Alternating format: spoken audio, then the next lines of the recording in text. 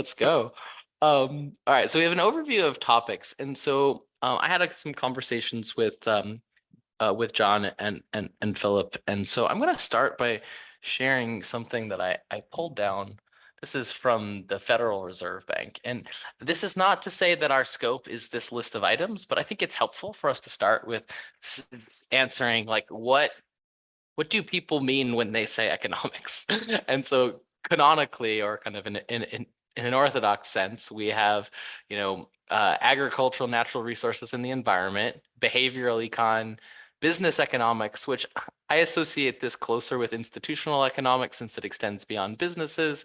But I get here that we're focusing on profit maximization, which is more like theory of the firm subset of business economics, cross operations, research, and practice. We've got economic history, we've got economic development, we have financial economics, which again, a lot gets tied up in this. I think for some people, this topic is synonymous with economics, which is a little disconcerting sometimes.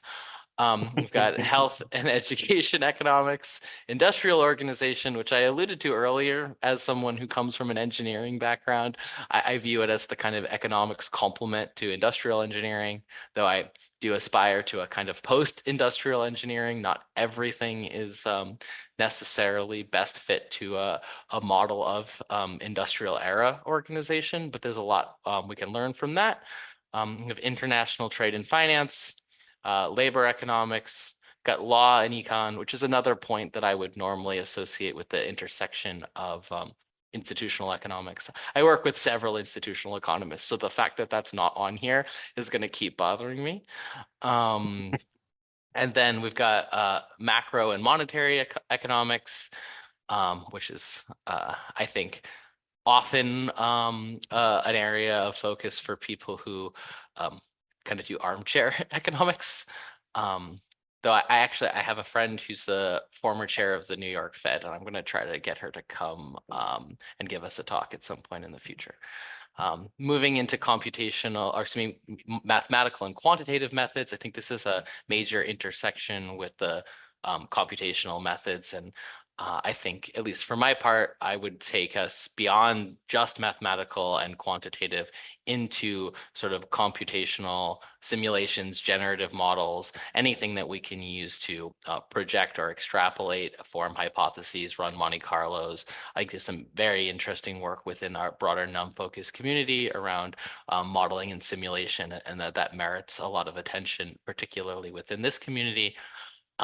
Finally, we get into the public economics and then rural and regional economics with, I think, again, some interesting intersections with things like, I use this term algorithms as policy, which is the way in which existing laws, rules, policies can be thought of in the context of algorithms, and the ways in which the analysis of those policies can be rendered more quantitative or computational as a result of that analogy, but also the way that it affects our understanding of public choice problems. I'm very interested in public choice as a kind of robust optimization problem where you have not only various stakeholders, but even uncertainties in the utilities of those stakeholders.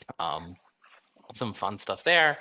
And as I think I started to note, urban, rural, and regional economics also has some interesting intersections with things like urban planning. I'm going to continue to emphasize moving these things beyond their kind of analytical, like existing modes of economic analysis, and towards things that are more like, design, engineering, and evaluation oriented, both because I'm an engineer and because I think that that's the modality that we really need. And that as a community of kind of open scientists focusing on economics, that's the thing that we have to add to the discourse that is arguably not fully articulated in the existing literature. And again, this isn't to say that there's no policy making, there's no modeling, that there's no quantitative analysis, but more that there's room for more of it, and that actually the broader community and this open science track